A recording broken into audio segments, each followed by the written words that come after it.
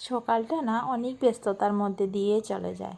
Hello everyone, welcome back to my new video. সবাই কেমন আছো তোমরা? আশা করি ভালো আছো, আর আমি তো খুবই ভালো আছি।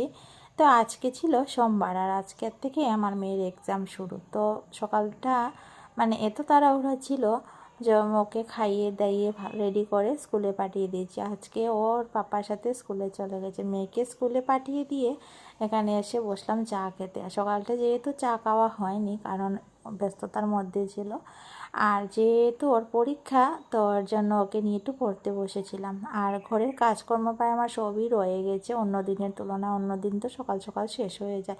তো ওই যেহেতু ঘুম থেকে উঠতে একটু দেরি করে উঠে, তার জন্য আর বিছানাটা গুছানো হয়নি। তো এখন চলে আসলাম বিছানা গুছাবো, ঘরটর একটু গুছাবো। আর আমি না দুদিন পরে পরেই আমি ঘরটর ভালো করে ঝাড় দিই আর কি। আর তারপরেও এত ধুলা যে কোথা থেকে আসে বুঝি না।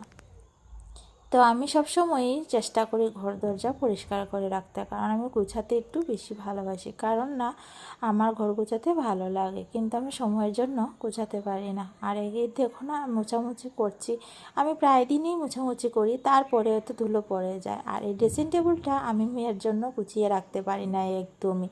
তোমরা এখানে দেখতেই পাচ্ছ, ওর যত বায়না যত সাজগুজ সবই ড্রেসিং টেবিলের সামনে। আর যদিও আমি সকালবেলা বাসি ঘরটা মুছেওছিলাম, ঝাড় দিয়েছিলাম, কারণ না আমার মেয়ে এক্সামে যাবে বলে আমি বাসি ঘরটা আমি রাখিনি। তো এখানে দেখো আমার ঘর গোছানো প্রায় কমপ্লিট হয়ে গেছে।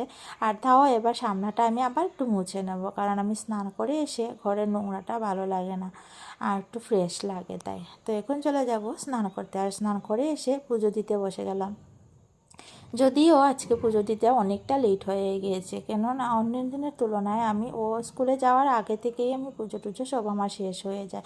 আজকে ওর জন্য আমার একটু দেরি হয়ে গেল। আচ্ছা যাই হোক, আজকে যেহেতু সোমবার, আজকে আবার আমার পার্লারেও যেতে হবে। আজকে থেকে আবার শুরু। অন্য কিছুদিন যাওয়া হয়নি, অসুস্থ ছিলাম বলে। টাটা সবাইকে। আমার ভিডিওটা কেমন লাগলো অবশ্যই আমাকে কমেন্টে জানাবা। তোমরা যারা যারা আমার ভিডিও দেখো তাদেরকে অসংখ্য ধন্যবাদ। তোমরা এভাবেই আমার পাশে দেখো।